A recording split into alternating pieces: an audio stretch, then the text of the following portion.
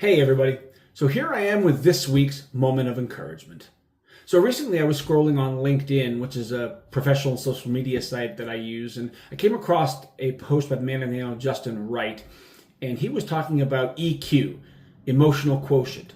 We've heard of IQ, right, our intelligence quotient, but emotional quotient, EQ, we probably know it as emotional intelligence. And it talked about how there are 12 things that emotionally intelligent people truly understand. Conceptually, for example, you can feel angry, but you can control your response. You can show empathy, but you can keep healthy boundaries.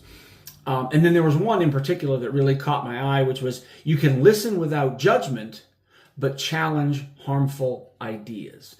And I immediately thought in the book of John, when the Pharisees brought the woman who was caught in the act of adultery to Jesus. And they basically said, Jesus, she was caught in the act.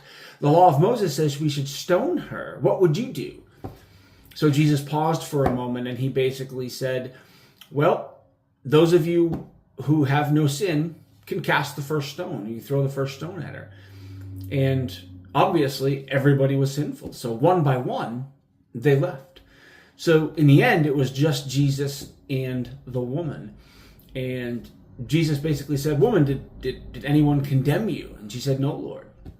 And Jesus said, then I will not condemn you. Go and sin no more.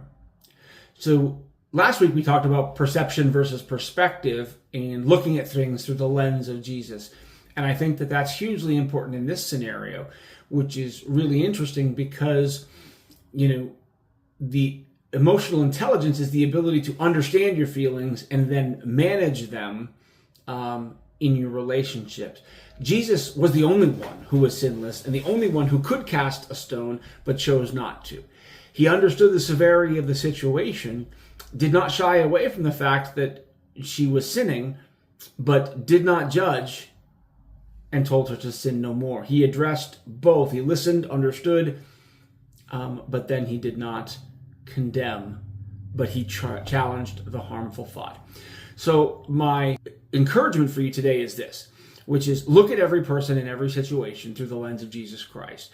Allow his love to transform your perspective and equip you to engage the world with both grace and truth. Let his spirit empower your emotional quotient, your EQ, and your compassion today. Love you. Thank you for listening. I'll be praying for you this week.